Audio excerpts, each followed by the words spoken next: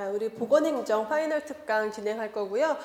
공중보건에서도 그랬지만 이제 보건행정도 마찬가지로 파이널 특강을 그동안은 제가 핵심을 요약해서 정리해주는 가장 핵심적이고 시험 문제 자주 출제되는 내용들을 교재 전체 내용을 쭉 정리해서 갔었는데 보건행정의 주요 내용들은 이미 충분히 숙지가 되어 있기 때문에 굳이 제가 마무리 특강에서 그런 중점적인 거 다 알고 있는 걸 하는 것보다는 좀 사이드에 있어서 잘 안 봤던 내용이나 혹은 핵심까지는 아니지만 중요한데 개념 정리가 조금 안 돼 있던 거, 그래서 이 이제 20가지 꼭지를 좀 드렸는데요. 요거는 여러분 별도 뭐 특별히 다른 데 있는 자료가 아니라 우리 교재에 있는 것들이에요. 그 중에서 제가 좀 요약 정리해서 강의해드릴 내용들이 들어가 있는 거고, 특히 어디에 포커스가 있냐면 마지막 뒷부분 행정 쪽 들어가면은 우리가 이제 웬만하면 다 아는데 마지막 모의고사까지 여러분들이 틀렸던 거, 마지막 모의고사에서 몰라서 틀렸던 내용들 있죠. 그 내용들을 위주로 해서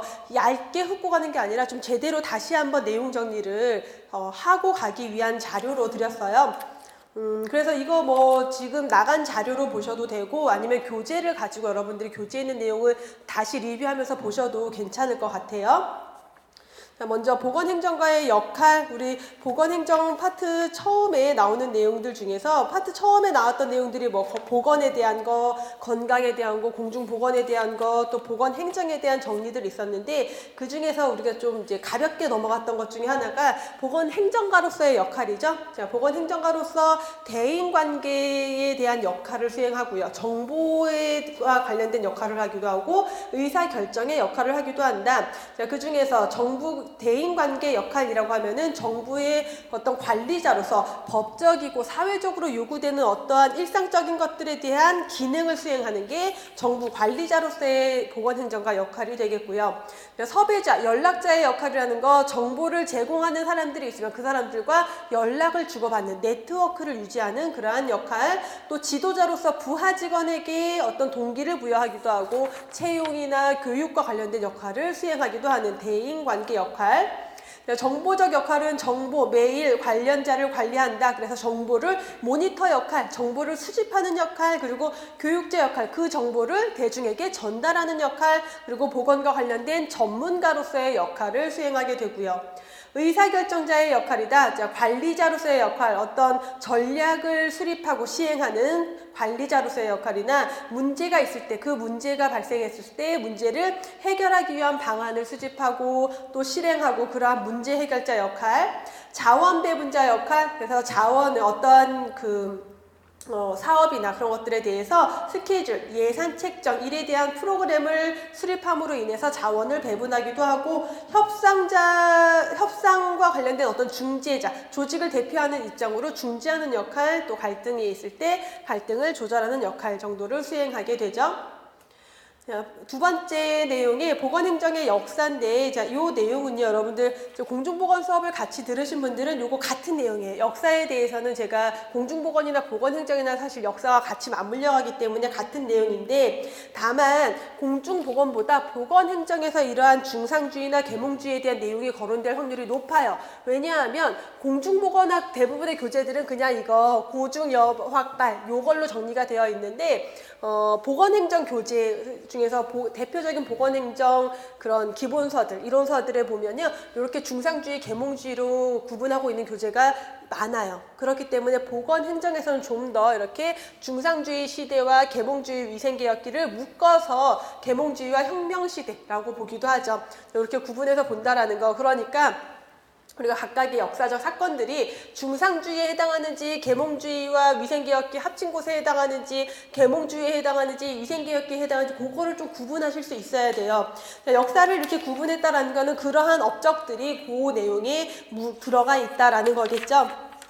그래서 자, 우리 공중보건에서도 했던 똑같은 내용이지만 보건행정만 듣는 학생들이 있을 수 있기 때문에 다시 한번 쭉 리뷰를 해보고 가면은, 자, 고대기 오염된 공기를 정화시키는데 대포를 발사하던가 불을 지르는 방법을 사용했다. 결국 뭐예요? 그 오염된 공기가 질병을 일으킨다라고 봤던 장기설에 대한 내용이 되겠죠. 환경위생 향상에 어떤 공헌을 하기도 했고요. 로마 시대에 최초의 제왕절개술이 시술됐다. 그래서 죽은 산모의 배를 가르고 아기를 꺼냈던 기록이 있고요. 중세기는 십자군 원정이나 성지순례, 유럽정벌 등으로 인해서 콜레라, 나병, 홍사병 등이 유행했고, 자, 우리가 여명기를 1500년부터 1850년까지 크게 묶기도 하지만 여명기 중에 중상주의 시대로 자르기도 해요. 그래서 중상주의 시대라고 하면은 대략 1700년대 중반까지라고 보시면 되겠죠. 그래서 상업이 활성화되고 해상 무역이 활성화되고 그런 경제적 부흥을 일으키는 게 가장 중심이었던 시기가 중상주의 시대였고요. 이 시기에는 르네상스에 의해서 과학기술이 발달하기 시작했기 때문에 이러한 기술들이 근대 공중보건의 어떤 기초를 마련을 했던 계기가 됐고, 이 중상주의 시대에 해당하는 학자들 존 그란트, 프라카스토로, 베살리우스, 하베이, 그리고 레베누크, 라마찌니 등이 있고요. 교재에 없지만 추가로 시드넘 하면은 유행병 발생의 자연사를 기록했던 사람이고, 윌리엄이라고 하면요, 여기서 말하는 윌리엄은 윌리엄 패티라는 사람이에요. 그래서 마찬가지로 보건 통계와 관련된 업적을 가지고 있다라고 보시면 되겠고요. 인구 사망, 질병, 생리적 통계에 관한 업적이 있다. 로셔 직업병에 대해서 연구했어요. 그래서 인구의 50%가 20세 이전에 사망을 하는데 원인이 대부분 직업병이다 라고 본 거죠. 계몽주의 혁명시대, 그래서 위생개혁까지 같이 묶어서 본다라면은 이 시기에 공중보건 사상이 싹트기 시작했다. 이 시기에 해당하는 사람들, 스마일리, 필리피넬, 프랭크, 제너, 체드윅, 셰터. 그래서 뭔가 위생에 대한 개혁이 일어나고 있는 시기다라고 보시면 되겠죠. 자, 교재에 없는 내용 중에 샘멜바이스, 호음주, 산용열, 임산부가 출산 후에 감염되는 것을 예방하기 위한 활동을 했고요. 자, 프링글은 위생상태 개선을 주장을 했던 사람이고, 베르누이 질병에 대한 보건 문제를 통계적 방법으로 적용해서 분석했던 사람.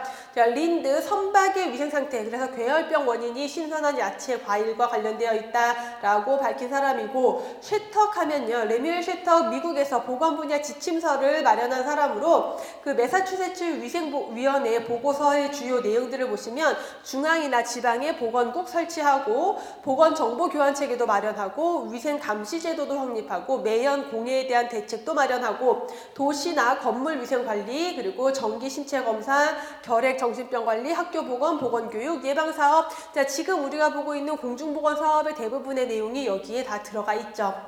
근대기 1850년 이후로 넘어오면 예방의학이 확립된 시기, 그래서 존 스노우, 윌리엄 레스본, 패템 코퍼, 그리고 파스테르 코우, 비스마르크 등이 주요 업적으로 가장 중요하게 거론이 되고 있죠.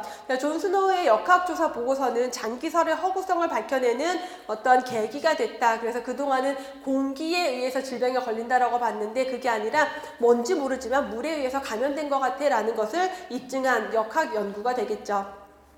리스터 수술실에서의 묻은 기술 확립했고요. 에를리히는 살바르산이라는 매독 치료제의 화학요법을 시작한 사람이에요. 다음 공중보건 역사에서도 우리나라 삼국시대 역사까지도 여러분들이 짚고 가셔야 돼요. 왜냐하면 가끔 보기 문제로 나와요. 자, 고구려 시의제도, 백제는 의박사, 약체약사, 약사주 등의 활동을 했고, 약부라는 기관이 있었죠. 약부. 신라는 승의관 활동을 했고요. 그리고 약전이라는 기관이 있었어요. 신라에도 약전, 통일신라로 바로 이어져서 약전, 그리고 내공봉의사와 공봉의사가 있었죠.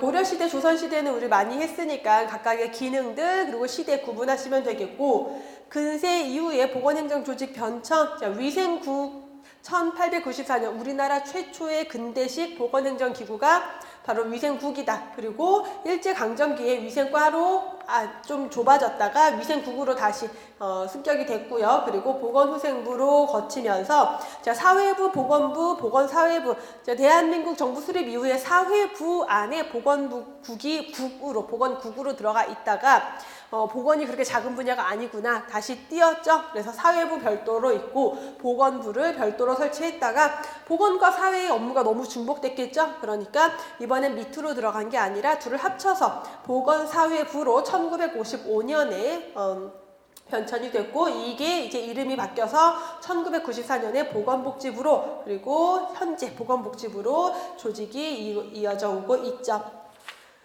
자, 이 정도 해서 역사는 자, 우리 공중보건에서도 이미 했던 내용이기 때문에 조금 빠르고 간단하게 정리를 해봤고요. WHO의 기능을 좀 넣었어요. 우리 WHO의 기본적인 체계, 뭐 특징 이런 것들은 다 알고 있고, 그리고 지역사무소, 6개 지역사무소나 조직 구조가 어떻게 되어 있는지는 다 알고 있고, 가끔 이제 시험 문제로 나오는 게 WHO 헌장에 명시되어 있는 기능을 묻는 문제들이 가끔씩 나오고 있어요. 그래서 시험 보러 들어가기 전에 이러한 직무들 한 번 더 검토를 해볼 건데, 먼저 헌장 제1조의 목적, 모든 사람이 가능한 최고 수준의 건강을 영위하게 하는 게 WHO 헌장의 기본 목적이고요. 자, 헌장 2조에서 기능, WHO의 기능을 제시하고 있어요. 먼저 WHO의 가장 대표적인 입헌적 직무라고 하면 두 가지 뭐였죠? 국제적으로 보건 사업에 대한 지도하고 조정하는 업무와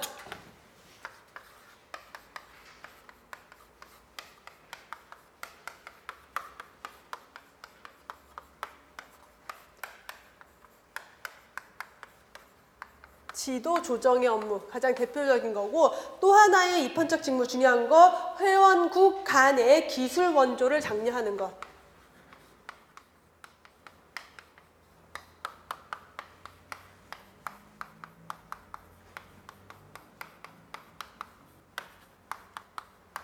이게 가장 대표적인 두 가지 입헌적 직무였고요. 자, 2조에 의한 기능들 쭉 보시면 이게 이제 많이 우리가 요약 정리해서 보긴 했는데, 워낙 내용이 많고, 그리고 시험 문제에 그냥 사실 다 갖다 내려면 낼 수 있는 내용이기 때문에 좀 지엽적인 걸로 이 내용을 보고 갈게요.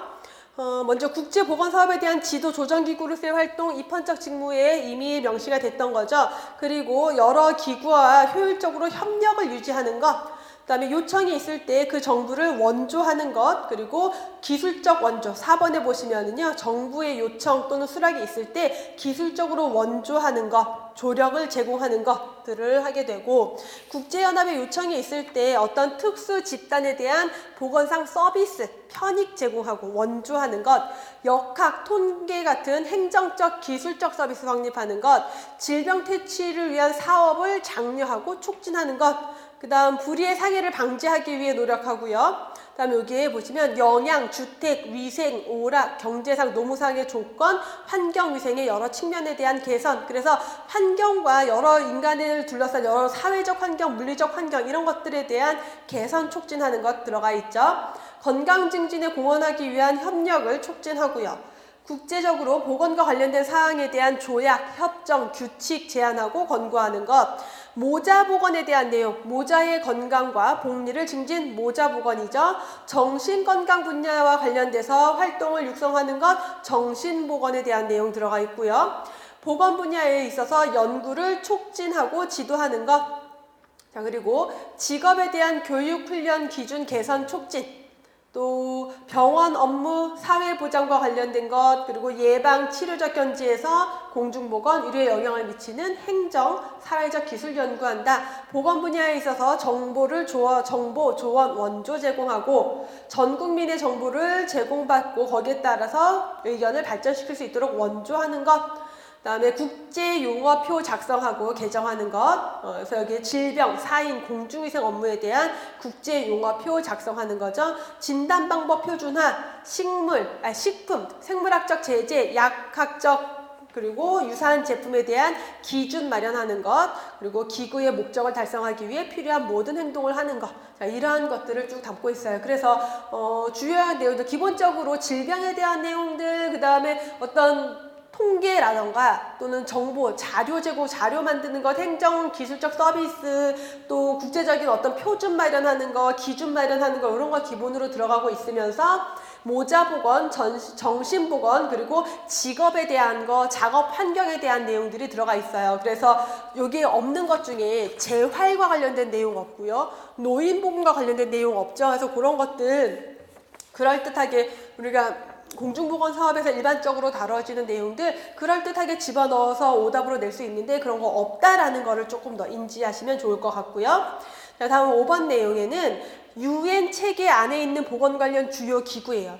UN에 굉장히 많은 기구들이 있는데 그 중에서 보건과 관련된 주요 기구를 5가지를 뽑으면은요. 첫 번째 당연히 WHO고 그 다음에 국제연합인구기금 그리고 국제연합 아동기금, 세계은행, UN 에이즈 계획 이렇게 5가지를 꼽을 수가 있어요.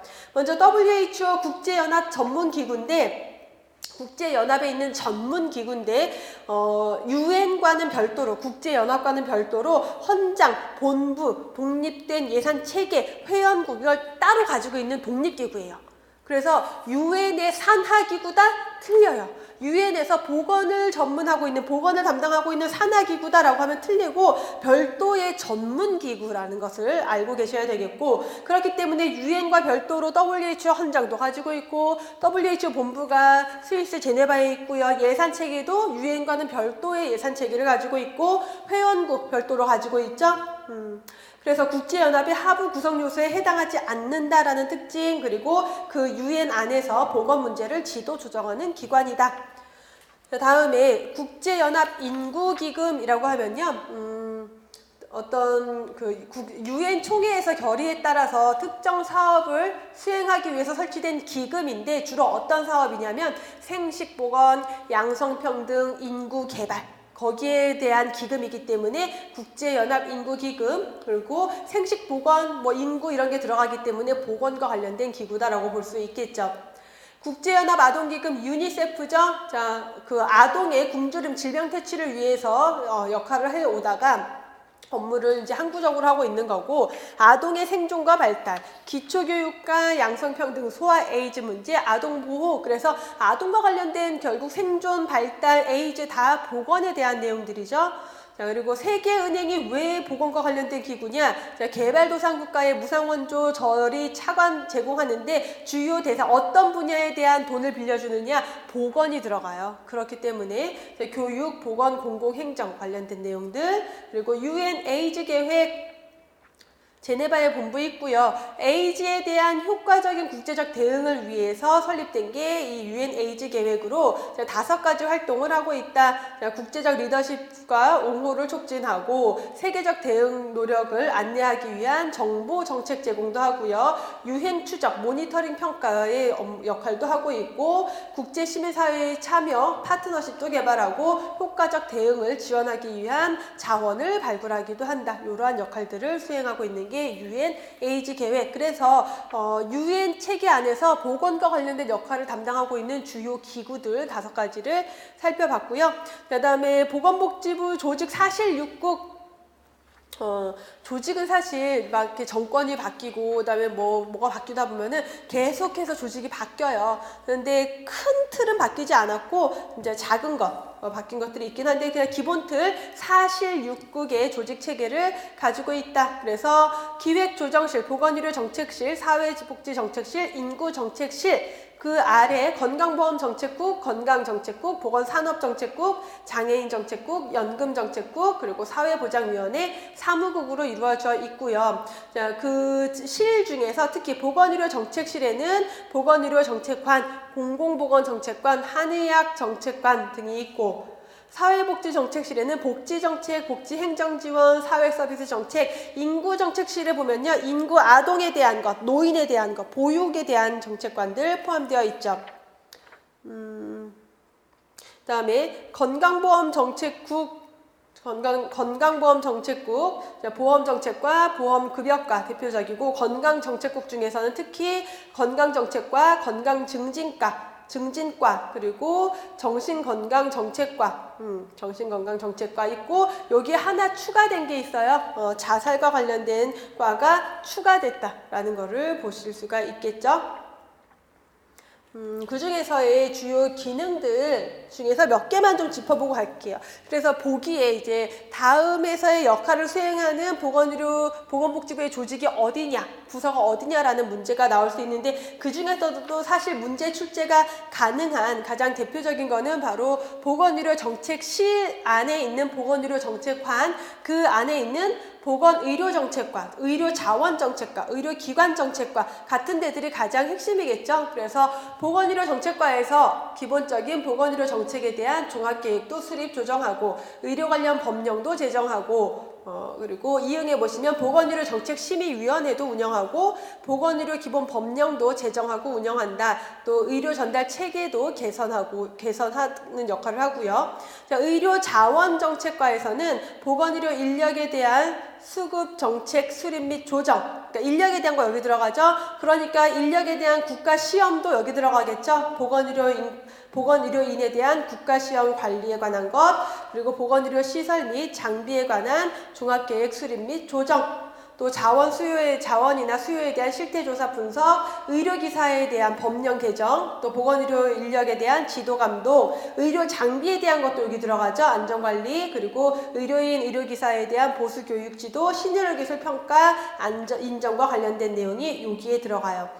다음 의료기관 정책과에서 의료기관의 인증, 상급종합병원 지정, 의료분쟁 조정 같은 것들. 그래서 자, 지금 쭉 봤던 내용들이 모두 보건의료정책실의 업무에 해당이 된다라고 보시면 되겠고요.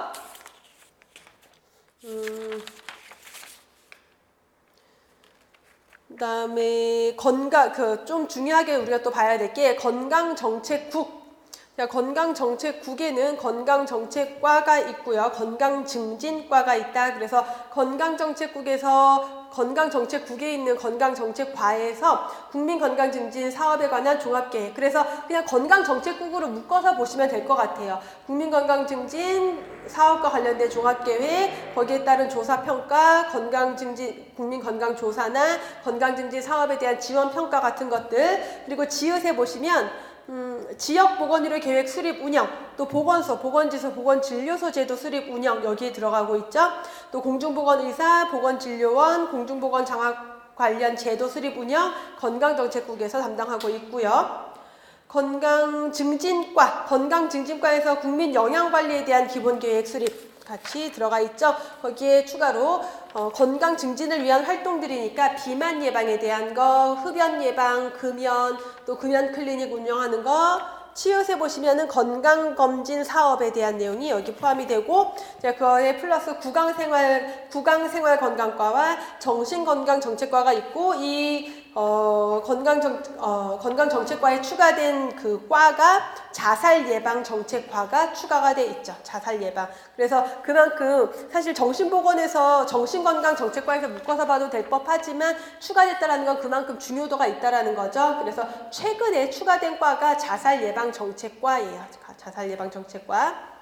그 다음에 질병관리본부에 대한 내용들, 질병관리본부 감염병, 만성질환, 희귀난치성 질환, 손상질환, 그리고 방역, 조사, 검역, 시험, 연구, 그리고 장기이식 관리에 대한 업무를 관장한다. 그럼 이게 다 이 질병관리본부의 업무가 되는 거죠. 그래서 주요 기능, 최근에도 시험 문제로 한번 출제가 됐고요. 감염병 대응 예방 가장 기본 업무죠.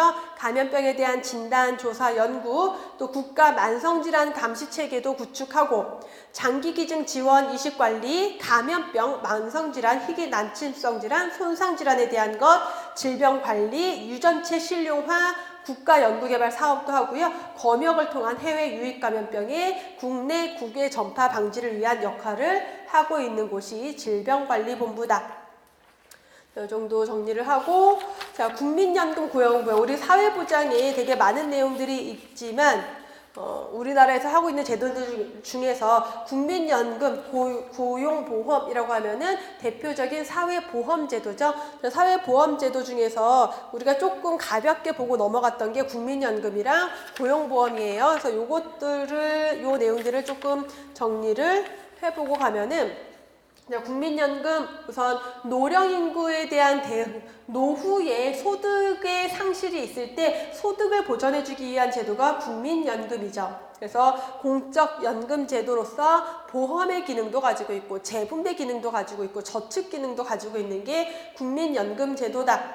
자, 필요성, 노령 인구의 증가, 노인 부양 의식의 약화, 출산율 저하, 사회적 위험 증대 등으로 인해서 국민연금이 필요하게 됐고, 가입 대상 보시면요, 18세 이상 60세 미만의 국민이 가입 대상이에요. 그래서 18세 이상 60세 미만이면 국민연금에 가입을 해야 되는데, 다만 공무원연금, 군인연금, 사립학교 교직원연금에 적용받는 사람들은 제외예요. 왜냐면 그 사람들은 각각의 자기네 연금에 들어가 있으니까. 종별로 보면요, 지역가입자와 사업장 가입자가 기본이에요. 그럼 우선 사업장 가입자를 보면은, 사업장에서 내가 월급 받고 있는 사람들은 여기 사업자 가입장이 되는 거고요. 요걸 뺀 나머지 사업장 가입자가 아닌 자로서 18세 이상 60세 미만이면은 지역 가입자가 돼요.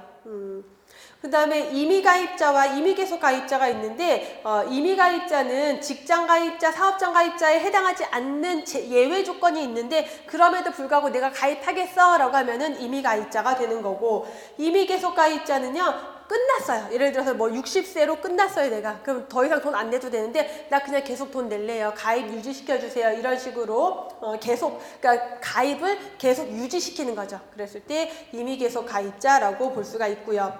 국민연금의 기본 원칙, 강제 가입이 기본 원칙이고, 최저 수준을 보장한다. 그래서 연금을 통해서 최저 수준을 보장한다. 3번과 4번의 내용을 좀 보시면, 개별적 공평성과 사회적 적절성 두 가지의 내용이 나뉘는데, 먼저 개별적 공평성을 추구한다라는 거예요. 그러면 국민연금에 내가 나중에 돈을 연금 수급을 할 때 내가 연금을 납부하던 기간 동안 낸 돈에 비례해서 나중에 돈을 받죠. 그게 개별적 공평성을 추구하는 거죠.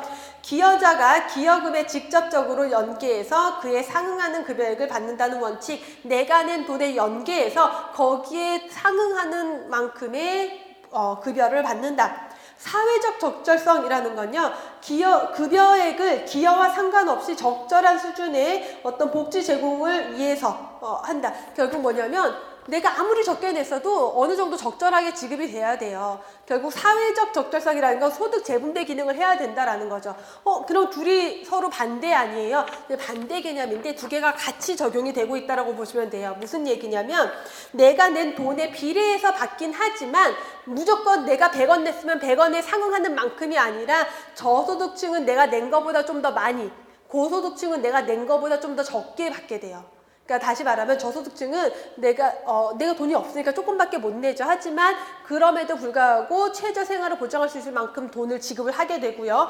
고소득층은 나중에 내가 받을 수 있는 돈이 이만큼인데 지금 워낙 돈을 많이 벌고 있으니까 돈을 더 내요. 그럼 그 고소득층이 더 낸 돈을 저소득층에게 보내주는 그러한 사회적 적절성, 소득 재분배의 기능을 같이 갖고 있다는 거예요. 그래서 이 두 가지가 공존하고 있다라고 보시면 되겠고, 국민연금의 급여 종류, 노령연금이 가장 기본이죠. 노후 소득 보장을 위한 연금, 가장 기초가 되는 급여고, 장애급여는 장애로 인해서 소득이 감소됐을 때 대비한 급여, 유족급여는 가입자가 사망해서 유족의 생계보호를 위한 급여를 유족연금이라고 해요. 자, 일시금 급여가 있는데, 반환일시금, 사망일시금. 자, 반환일시금은요, 연금을 받지 못하거나 더 이상 가입할 수 없는 경우에 청산해 주는 것. 예를 들어서 내가 지금 뭐 25부터 30살까지 이 국민연금을 계속 냈어요. 그러다가 공무원이 됐어요. 발령을 받았어요. 그러면은 나는 공무원 가입 대상에서 제외가 돼요. 그럼 탈퇴가 되는 거죠. 그럼 이거를 청산해 주는 거예요. 반환해 주는 거죠. 내가 그동안 돈을. 그래서 반환일시금이고, 자, 사망일시금 마찬가지 개념으로 유족연금이나 반환일시금 받지 못했을 때 그 보조금, 보상적 성격으로 사망했을 때 일시금으로 지급하는 경우가 해당이 돼요. 자, 다음에 고용보험.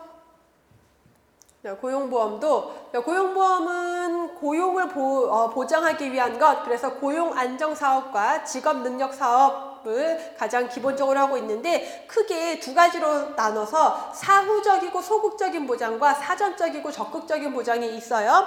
자, 실업보험은 내가 이미 고용에서 상실이 돼서, 고용이 안 돼서 그냥 실업 상태다라고 하면은 이미 문제가 발생했으니까 그걸 보장해주기 위한 사후적이고 소극적인 제도로 실업보험, 실업급여가 있고, 사전적이고 미리 고용을 안정화시키기 위한 것, 그래서 실업을 방지하기 위한 것, 고용 안정화 사업이나 직업능력 개발 사업은 사전적이고 적극적인 사회보장이다.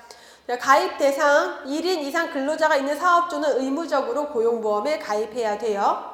적용 제외자가 있는데 65세 넘어서 새롭게 고용이 됐다 라면은 고용보험에 가입이 안 되고요. 그 다음에 월 근로시간이 60시간 미만이다 라고 했을 때 그 다음에 공무원 중에서 별정직, 계약직 공무원, 계약직 공무원은 임의 가입이 가능해요. 하지만 임용된 날로부터 3개월 이내에 신청해야 돼요. 그리고 사학연금에 적용을 받는 사람 고용보험 가입 안 되고요. 그 다음에 고용보험 그래서 운영체계 고용안정사업과 직업능력개발사업과 실업급여 그래서 사업주들에게 고용을 유지하거나 실직자를 채용해서 고용 늘리는 사업주에게 비용 지원해주는 게 고용안정사업이고 직업능력개발사업은 근로자의 자기개발 위해서 들어가는 훈련 비용 지원해주는 것 실업급여는 실직한 사람의 재취업 활동 기간 동안에 급여 지급하는 게 실업급여죠. 다음에 건강보험에서 수가체계 우리 건강보험의 수가체계를 보시면 건강보험공단과 환자가 의사, 약사에게 내는 돈, 그 비용이 수가죠. 어떻게 결정이 되느냐? 서비스의 정도, 서비스 제공자의 소득, 물가 상승률, 경제지표 이런 것들을 토대로 건강보험정책심의위원회에서 심의하여 결정을 하게 돼요. 자, 매년 요양기관과 건강보험공단이 수가에 대한 협상을 해요. 근데 그 협상이 결렬되면은 건정심에서 강제 조정해서 결정하게 된다. 병원별 수가 체계를 보고 갈게요. 병원별로 수가 체계. 어떤 의료 서비스에 대해서 100원이라는 의료 수가가 책정이 됐다라면은 모든 병원이 똑같은 비용을 받는 게 아니라 100원일 때 그 100원에 대해서 의원급 의료기관은 15%의 가산. 그러면은 100원에다가 15%니까 115원 뭐 이렇게 되겠죠. 여기 병원급은 20%, 종합병원은 25%, 대학병원, 뭐 상급 종합병원 이런 데는 30%의 가산율을 받게 되고요. 의료급여 같은 경우는 건강보험에서 어떤 의료행위에 대한 수가가 딱 결정이 되면은 의료급여도 똑같이 100% 그 똑같은 금액을 사용을 하는데 다만 의료기관 종별 가산율은 건강보험보다는 조금 낮죠. 그러니까 돈을 조금 덜 받는 거죠. 수가는 똑같이 적용을 하되 이렇게 가산율을 적용을 하고 있다라는 거.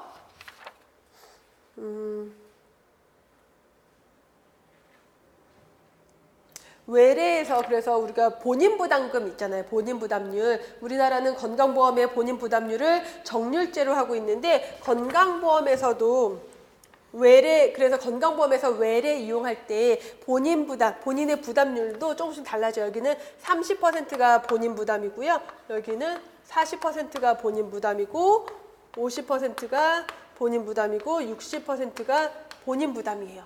그러니까 수가 자체 100원이라는 금액이 있을 때 병원의 종이 올라갈수록 수가 자체도 더 뻥튀기가 되는데 그 중에서 내가 내야 될 돈도 본인 부담률도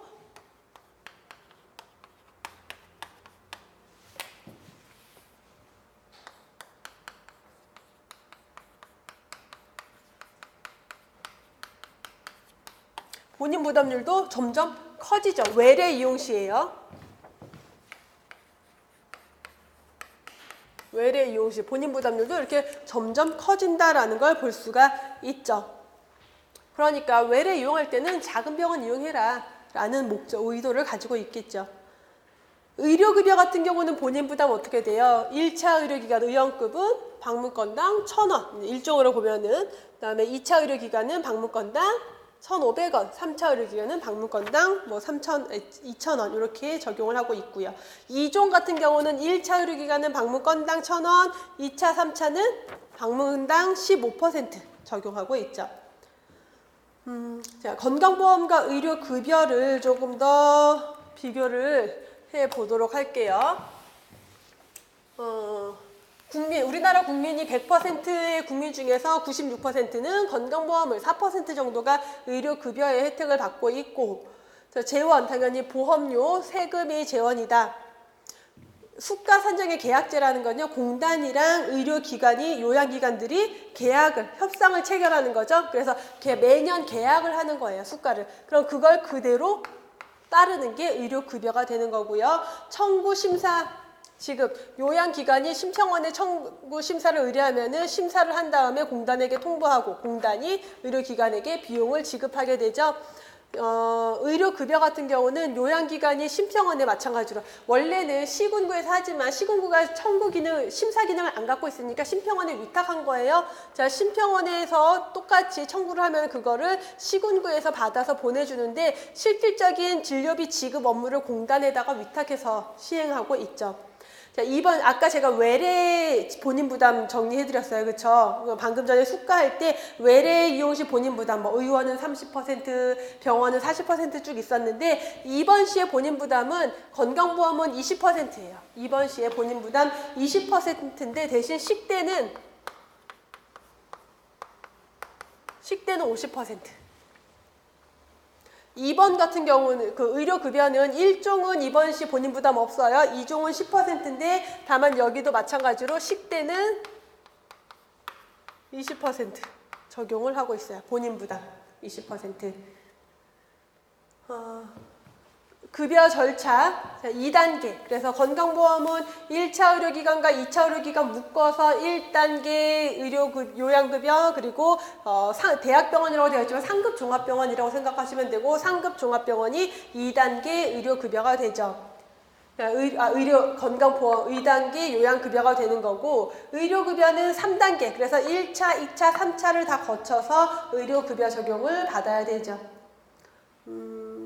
뭐 종별 가산율 아까 봤던 그 의료기관 종별로 15에서 30% 가산율이 있다라는 건 이거예요. 건강보험 수가를 산정하고 나면은 의료기관 종별로 이렇게 가산율이 달라진다라는 걸 설명을 하고 있는 거고, 종별 가산율 마찬가지로 의료급여도 건강보험 수가의 4분의 3 수준의 가산율을 가지고 있다라는 건 이게 요 금액, 요 가산율이 요거의 한 4분의 3 정도 수준의 가산율이다라는 걸 설명하고 있는 거죠. 자, 다음에 12번 내용까지 볼게요. 응급의료 기관에 대한 거. 자, 응급의료 기관을 어떻게 지정하고 있느냐. 먼저 크게 우리나라 전체의 중앙응급의료센터. 그 다음에 크게 쪼개서 권역별 응급의료센터 그리고 전문 응급의료센터가 있고요. 그 다음에 지역의 응급의료센터와 응급의료기관이 있죠. 먼저 밑에 거부터 그 5번부터 보여주는 게 좋을 것 같아요. 지역 응급의료기관은 시장, 군수, 구청장이에요. 시장, 군수, 구청장. 시군구의 종합병원 중에서 응급의료를 담당하기 위한 의료기관을 지정하는 거죠. 그게 지역 응급의료기관. 자, 센터는 좀 더 커져야 되겠죠? 시도 단위로 종합병원 중에서, 시도지사 종합병원 중에서 지역 응급의료 센터를 지정하게 되고요. 그 다음에 잠깐 전문은 띄워놓고, 권역별 응급의료 센터는 그 시도 단위를 또 크게 묶은 거예요. 그러니까 시도를 넘어섰으니까 이제 보건복지부로 넘어가야 되겠죠? 보건복지부 장관이 종합병원이 아니라 상급 종합병원이거나 또는 300병상을 초과하는 종합병원, 큰 병원 중에서 권역별 응급의료센터를 지정하게 되고 중앙응급의료센터는 전체의 중앙이니까 보건복지부 장관이 종합병원 중에서 중앙응급의료센터를 지정할 수 있다라고 명시하고 있어요. 법에는 이렇게 명시되어 있는데 결국은 아주 큰 병원들이 되겠죠. 그 다음에 전문응급의료센터라고 하면은 보건복지부 장관이 지정을 하게 되는데 어떤 분야의 전문성을 가지고 있는 병원, 소아 환자, 화상 환자, 독극물 중독 환자 이런 환자들에 대한 응급의료를 위해서 중앙응급의료센터나 권역응급의료센터나 지역응급의료센터 중에서 분야별로 전문응급의료센터를 지정하게 되는 거죠. 자, 여기까지 해서 제가 1권 내용 중에서 뭐 그렇게 중요도가 높진 않지만 조금 가볍게 봤던 것들을 한번 빠르게 정리를 해봤고요. 그 다음 13번부터는 다음 시간에 이어서 할 건데 13번부터 나오는 내용은 짜투리 내용이 아니라 좀 주요하고 시험 문제 출제 비중도 있지만 여러분들이 마지막까지 좀 헷갈려 하는 내용들을 조금 깊이 있게 정리를 할 거예요. 그 내용은. 그래서 잠깐 쉬었다가 예산제도 들어갈게요.